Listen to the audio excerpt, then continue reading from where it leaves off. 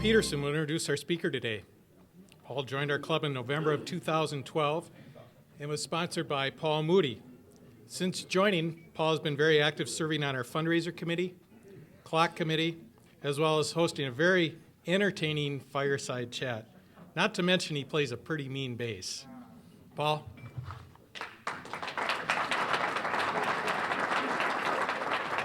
Thank you, Prez. Appreciate it. Hi, everybody. Hello.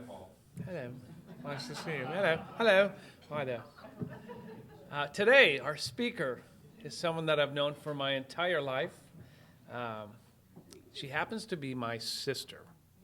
So, a little story about my sister. My mom lost her husband when they were 48, around my age, and I was 4.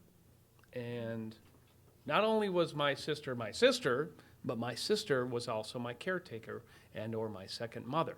So it's she holds such a special place in my heart.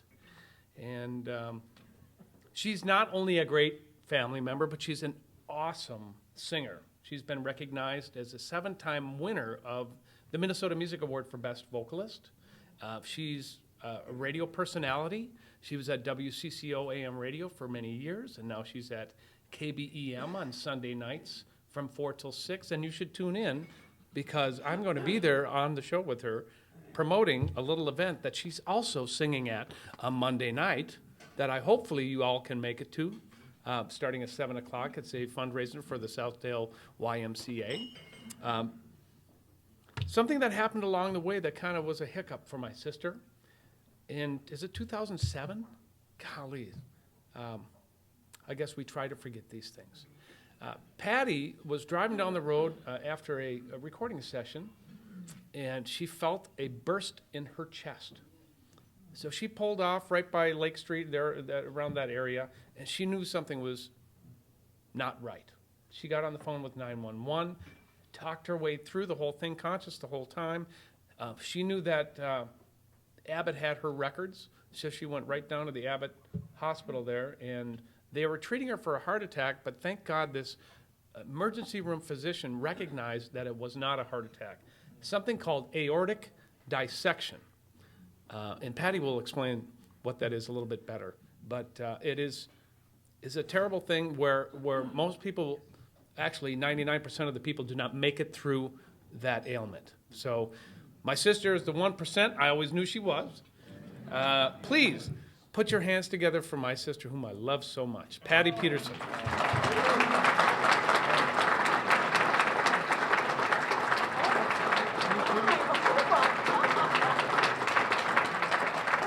Stop it. Oh my gosh. You have to know this is crazy because the minute he started talking, I was starting to cry, and he said, so was I. So if you don't know this about the Petersons, we're saps. So there you go. I'm going to just set something up here because I have to start with something. You all met my mother, Jeannie Arland Peterson, right?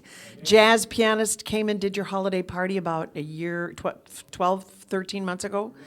Right? And so, needless to say, we went through a great loss this summer when she decided to go to the jazz stage in the sky and is grooving with our father now. But a few years ago, I'm an alumni of Richfield High, and I went back to sing for my alumni, and Mom in Paul's studio laid down a handful of tunes. Little did I know I'd still have the opportunity to sing with my mother. So when I talk, and since people know that I'm a singer, I usually open up with a song. So if you don't mind, that's exactly what I'm going to do. I said, Paul, I thought of this on the way over. You should have brought your bass, for heaven's sakes. So because, it is kind of funny. We have Mom's music playing continually in her home as we go through things. And I sing to it, and he's playing bass to it. It's pretty fun. So I am going to start with a song.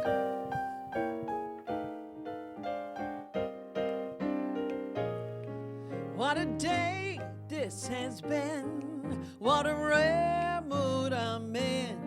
Well, it's almost like being in love. There's a smile on my face for the whole human race. Well, it's almost like being in love, where the music of life seems to be just like a bell that is ringing for me. And the way that I feel when I hear that bell peal, I swear I'm falling. I believe that I am falling. Well, it's almost like being in love. What a day this has been. What a rare mood I'm in. It's almost like being in love. There's a smile on my face for the whole human race. It's almost like being in love. Well, the music of life seems to be just like a bell that is ringing for me. And the way that I feel when I hear that bell peal, I swear I'm falling. I believe that I am falling. Well, it's almost like being in love. And Mama, sounding good, Mom. What do you think? She's some. Imagine growing up to that. It's just part of the norm for us. Oh yeah, I love every time I get a chance to sing with these songs. It's great. Well, the music of life seems to be just like a bell that is ringing for me. And the way that I feel when I hear that bell peal, I swear I'm falling. I believe that I am falling. Well, it's almost like being in love. Well, it's almost, yeah, it's almost, said it's almost like being in love. Almost like being in love. Thank you, thank you.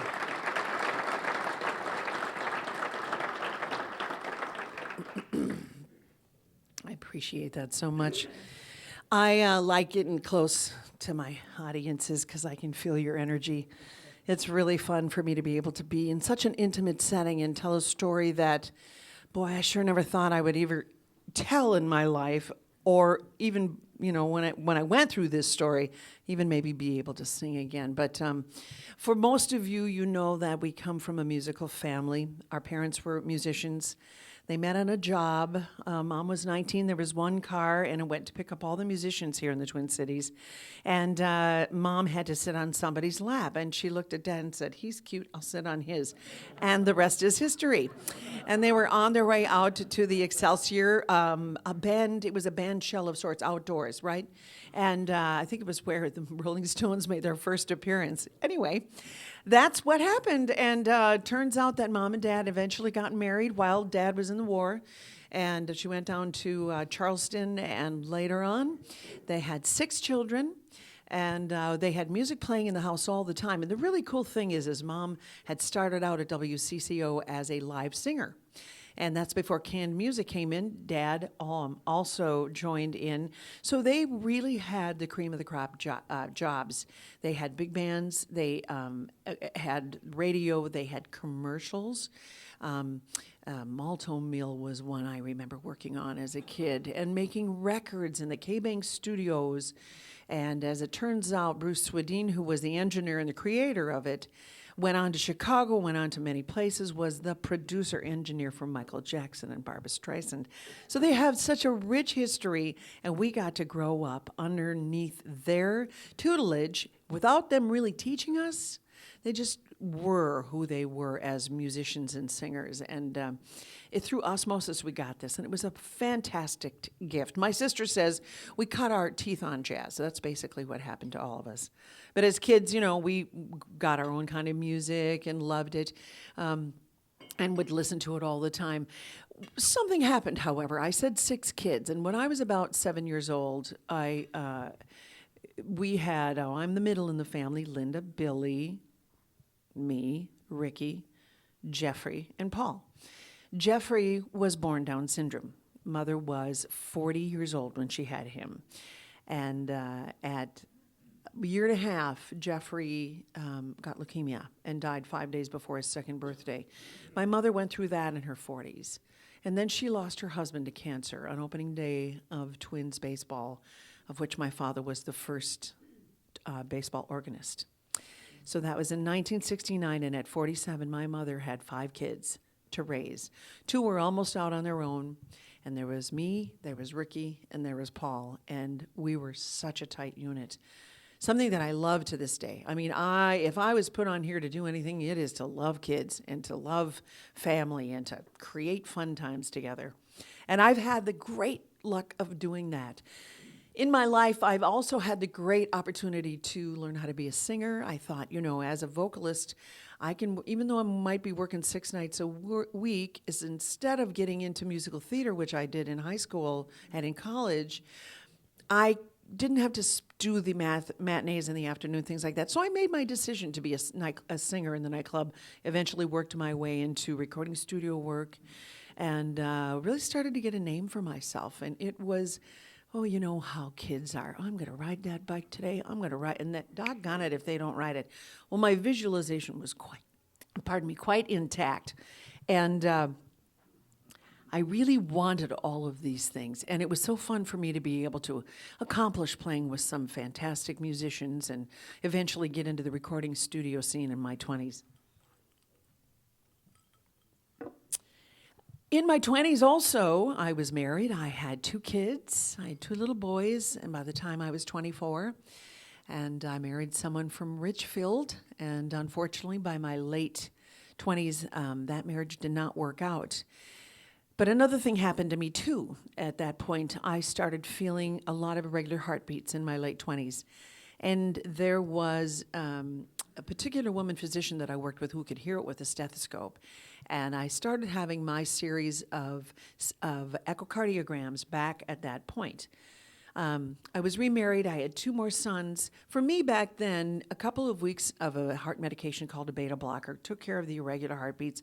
I was fine. I lived my life. They were looking at my mitral valve. A lot of women have that. And as it turns out, I really had so much fun doing my music, raising my children, hanging out with my mom. I had so many fantastic opportunities in my family, and we call it our happy place when we get together and play music together as a family. And later on in my 40s, I started to feel the irregular heartbeats again. This time they wouldn't go away with a round of beta blockers.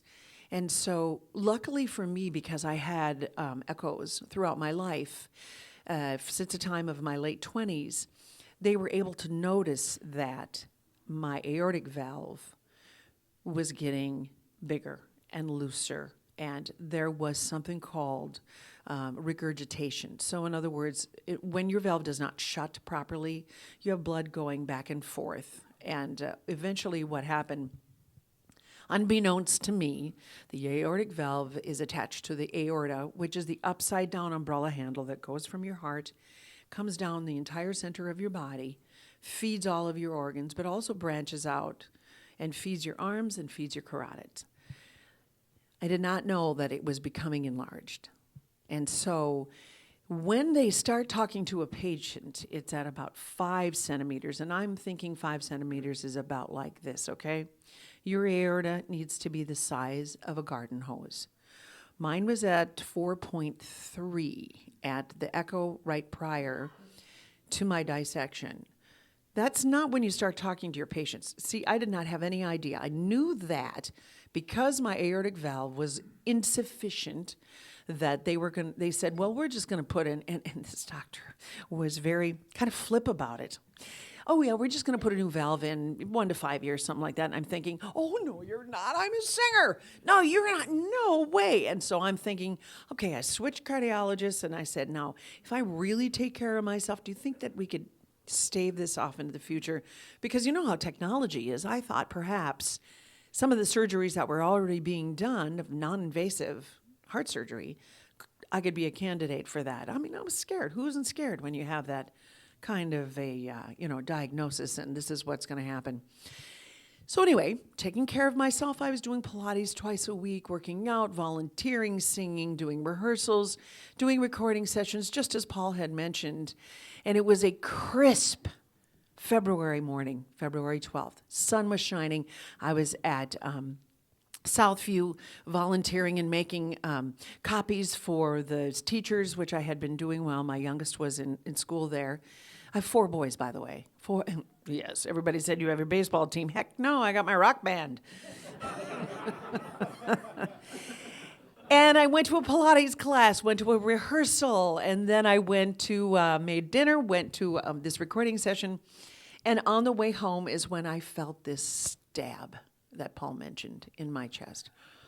And it was debilitating. I was talking to my son, Isaac. The John Mayer Band was in town. Our brother Ricky was the keyboard player with the John Mayer Band, okay? And so he wanted us to all get together. And I just said, I know you're not going to start your day until, you're probably 1 o'clock in the morning. And I've got to get my kids up for school. So I decided to go home, and that's when I felt this. And luckily for us, at 10:30 at night or so, the streets, the freeways aren't very filled. So I was able to pull off to the side of the road. I was talking to one of my kids who was going to join us, Isaac, and he said, Mom, that was really weird after the fact. You really closed off that conversation fast. Well, I was in trouble, and I knew it. It wasn't going away. There was an email going around saying, oh, yeah, well, you know what? If you just cough, maybe you can get your heart back into the rhythm if you're having a heart attack. The coughing did not work. I can just tell you. So I have, and I won't play for it for you today, but I have the 911 call. And it's really amazing. To hear that again, it really brings you back to square one. I had the operator stay on with me.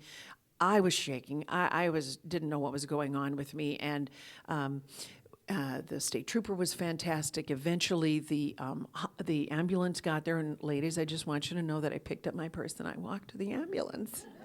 Because of course I had to be in control. I was 2 people, the freaked out one and the mom that was taking care of everything. So I had them bring me into Epping Northwestern. In the emergency room department, as Paul already told you, they were treating me for a heart attack, and the blood thinner was on its way. That would not have been good.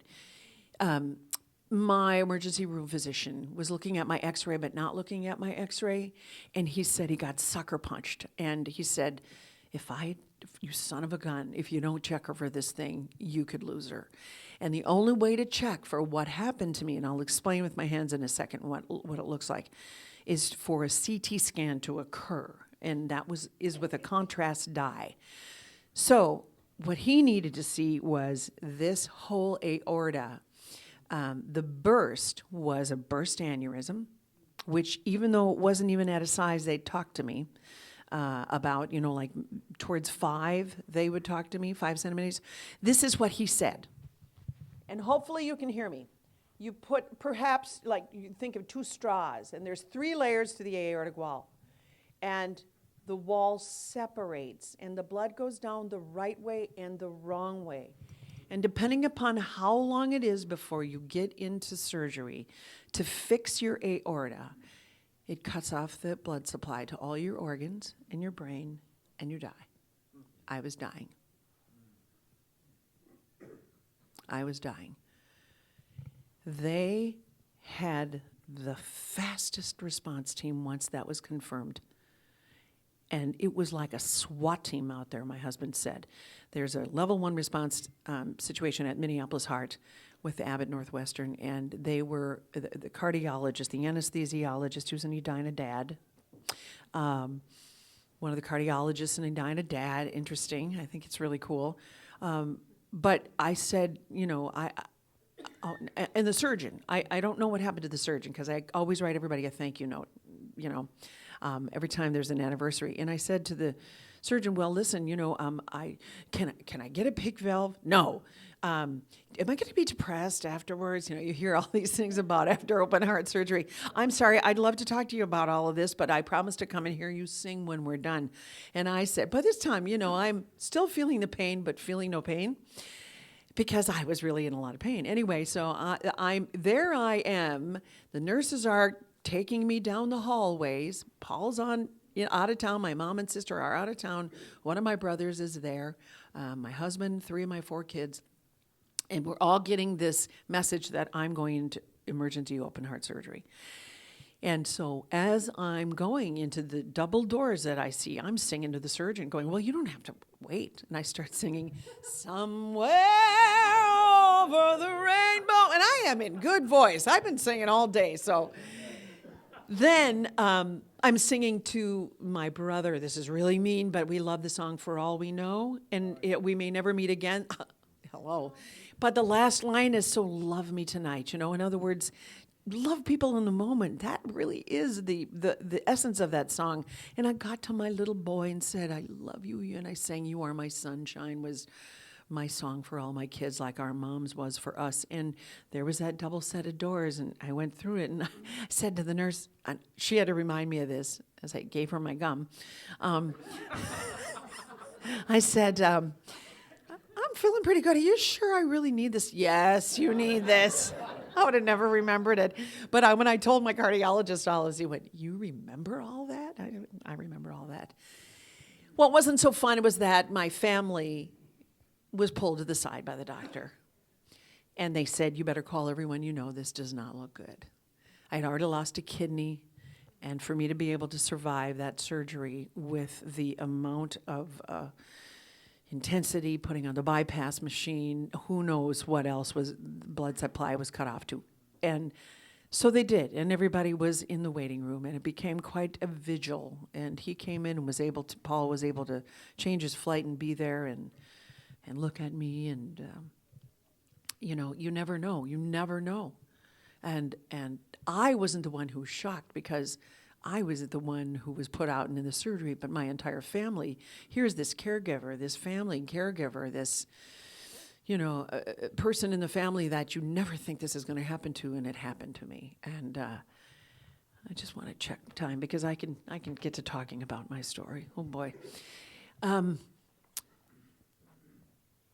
they just said, this is only about 1% of people make it through this. This is what John Ritter died from. He was undiagnosed. He wasn't diagnosed properly. He too had an enlarged aorta. This runs in families. So my siblings and my children have to get checked every 2 to 3 years. It's really important. The thing that was interesting into the wee hours of the night, after about 6 hours of surgery, was they came back out and they said to my family, they're warming her back up. Because part of the whole process is they freeze you so they can do their work fast. And it is a miracle, isn't it? It's just such a miracle. Coming out of it, they kept me in a coma for a few days. I tried to communicate, and every time I would try, they would put me under again, because my blood pressure would raise. And the thing that you don't want to have is any sort of raised blood pressure to compromise the damage that's been done. During that surgery, I got an artificial valve, a partial mesh aorta, attached to my damaged aorta. They're watching an area of my aorta now, right before the arch, they call it, where it branches off, where it's at 4.9. And so that's why they're watching me like a hawk. And I say, that's fine. I get an MRI, contrast dye every year. And, if I take care of myself, keep my blood pressure down, that shouldn't change. And it's been my 2 favorite words for 4 years now. No change. The first 2 years, they couldn't control my blood pressure. And it is when that second aneurysm began. And found out that if your potassium's too low, your blood pressure's high. So file that away. Interesting. But it took a while. And in my recovery, I talked to that Pilates girl who went twice a week, who was there, that morning of the dissection. And when they said, get up and walk, and they moved me to a few different rooms, oh man, you feel like you're in the back of a cave. looking out, and you just can't even believe what you've been through, and that somewhere in there is that will and is that person that went to that Pilates and volunteered at 7 in the morning and went to that recording session. And you have to find that person and talk to them again and say, come and help me with this new part of my journey. And first you walk the halls and you're with somebody, and then you walk the halls and you're by yourself. And then you think you're ready to go home. I went home a week later, probably a little early, but I laid there on the couch, put my face on every day, by the way, girls. Yes, I did. Took 2 showers a day because my back hurt so bad. And actually, Tim Fargo was so helpful after the fact, not getting adjusted, but he's got a technique that really helped me with that because your back gets so out of alignment. And I just had no desire to sing again. Here's the thing. When you have open heart surgery, you can imagine, you can see my zipper, but they used plastic surgery glue, by the way. You don't see it very well. Is that when I sing, and you can see that I got a nice, powerful voice, it took me 3 breaths to finish 1 sentence. That's amazing. So when people would call, I knew through my study of spirituality that what I tell my body, it's going to hear. If I tell my body, oh, God, I feel terrible. No, I said, I'm better every day. I'm better every day. Didn't have to say too many words. The message got out, not only to the people who were flooding, my family with wanting to know what was going on, but it told my cells that I was getting better every day. So what happened for me after is my family got together and said, Patty, you need to do a comeback concert. I found that in me to say, oh my gosh, are you kidding? Because I really, like I said, I never thought I would be able to sing again. Take a deep breath. Cardiac rehab helped so much. But by 5.5 months, I was back on a stage at Fitzgerald Theater singing with my family and my friends. And it was truly a comeback concert. And I had my medical team and friends and family in the audience, and any proceeds went right back to Minneapolis Heart. So there I was, beginning this new journey, knowing that John Ritter died from the same thing, looking for Amy Yazbek, his wife, saying, she's got to know hospitals are saving lives from this. It turns out that I'm looking for her, and I can't find her, and I throw my hands up, and I say, okay, God, I don't know about this. I have tried. I don't know how to find her. It's sub-zero. It's February. My youngest has got a terrible fever. I'm painting the inside of one of my closets from brown to white in my Edina home, and the phone rings, and it says, like, anonymous or something, and I'm going, whatever your caller says. And I went, oh, gosh. I had one of my friends who would always screen her phone number and block her phone number. And I picked it up the next day, and I'm like, this. Oh, I had the message for so long, too. Hi, Patty. This is a strange phone call from California. This is Amy Yazbek. I'm the widow of John Ritter, and I just read your story. And I don't know how many of you remember the 3-page story John Bream did on me around the time of my comeback concert. He followed me everywhere to see what it was like to come back from something this devastating. Anyway, so she read the story, called me, and she and I have spoken out now on aortic health. I have cardiovascular disease. My heart works great. It works great. I happen to have a St. Jude mechanical valve, and the mesh aorta was attached to it. But not many people get to go out, even with the kind of damage that goes on, and even live again, and let alone sing. She and I have spoken about to aortic symposiums the right way to be diagnosed, the wrong way to be diagnosed, and to really spread the awareness, much like I do for the American Heart Association, about really taking care of your cardiovascular health. Seriously. Helping to raise awareness that this is something that runs in families. I'm finding my mother's side. My mom's brother and sister had abdominal aortic aneurysms. My first cousin has a thoracic aortic aneurysm. And so this is really an amazing you never know. I mean, my gosh, you never know where life is going to take you. And as it turns out, it has become a mission for me to spread the word of heart health. And, here's what people said to me. Patty, you've got to write a book about this. And I went, oh, really? Well, you survived something not many people survive. Okay. Thought about it, and I thought to myself, now what in the world could I write about that would be inspirational to people? Because everybody goes through things, right? Everybody does. Now, what could I say that would possibly empower people? But I kept that in the back of my mind. And I was singing at a church service about a year and a half later. And there were these girls in the audience who were raise their hand when they said they were new. And between the services, I went, because I always like to have a cup of coffee with musicians.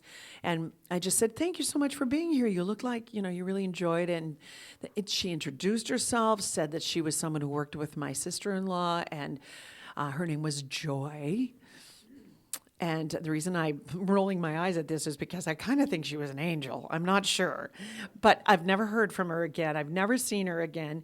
But she said to me, you know what, Patty? I really love that music that you chose today. And I went, me too. I just am so lucky. We all have music that follows us in our life, no matter if it's good or bad times. We have music that follows us on our journey. And she said, no, Patty, you really live your gift. And just like a cartoon, the zing from the heavens came down and made me feel like, I'm buzzing. And I said, I'm going to use that. And it really, really reminded me of something. It reminded me of if I am really back here. And I was changed. I was changed after that surgery. Things that bothered me didn't bother me anymore. I know that I had to. You don't sit in that operating room and your body isn't working at all while they're fixing your heart and say, your soul going, you missed a spot. I'm sure I was communing because I came back so peaceful. So peaceful. Anything that bothered me wasn't there anymore. And you wonder, what can I impart to people? What is this about? How come my life was spared? Why did I get spit back out? Is my joke. I know what the rewards are now 7 years later. My anniversary is next week. I got to be with my mom in her life and continue that with her until the very last breath.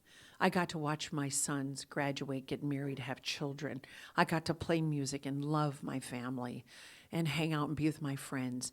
But you wonder. And I think here is a big piece of why I'm here. It's to remind each and every one of you that you all have gifts. And you know what they are. If you think of yourself as a little kid, what was it that you liked to play? Or maybe you just sort of subdued that voice inside of you and you don't really acknowledge who that was anymore. Like I have adult students who say, I've wanted to sing my whole life. And doggone it if they're not the greatest students. They're so eager and they're recognizing that they have this part about them that they want to still express in their lives. And it's as though I was christened to say, you have gifts. Don't squash them just because it's better for the exterior world. Gosh, I'm too shy. I can't talk about it. Find them. And I'm going to tell you a little secret.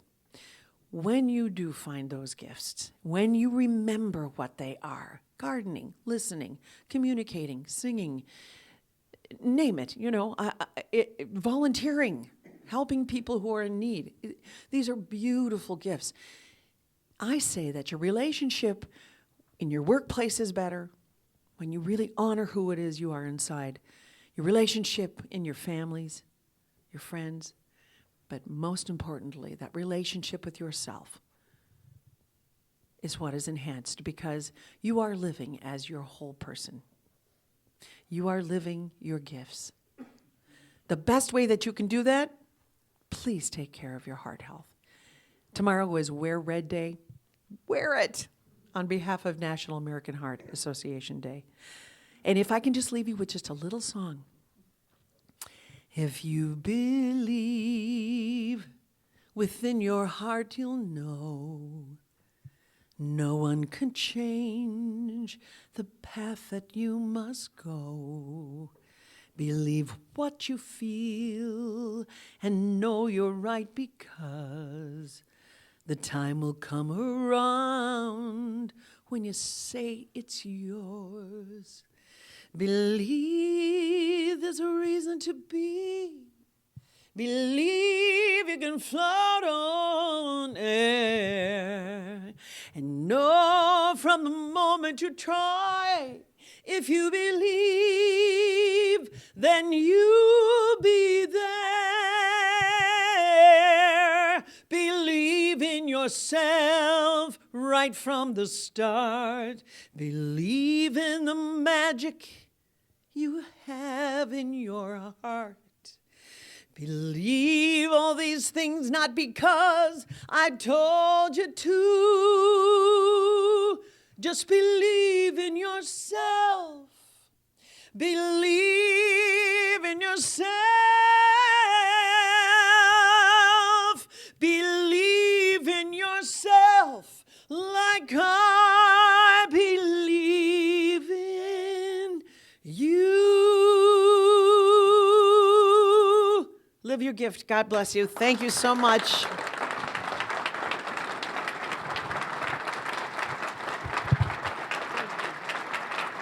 Thank you very much. Thanks, Paul. Thank you. Anybody have any questions? Yes, yes, yes. No question. Patty, I think the two of us have the same personality problem. Oh. We're shy. Oh, we got 1 minute. Patty, and you have taught us so much about the circulatory system and those things, but also you've taught us one other thing. What? We're responsible for our own health. Yes, we are. You've got to watch it, watch the symptoms. But in appreciation of you coming here today, we have a gift for Polio Plus.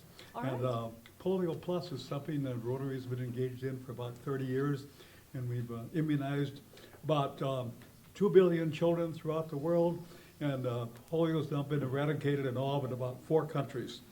So Rotary is doing the best they can for this, and that is why we're making a contribution in your honor to Polio Plus.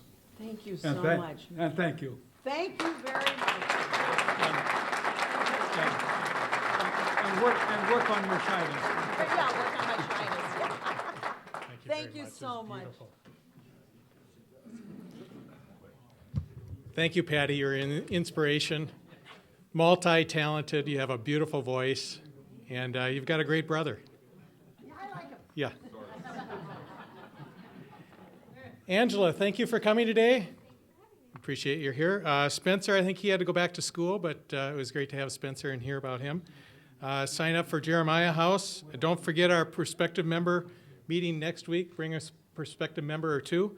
In the meantime, engage Rotary to change lives. Meeting adjourned.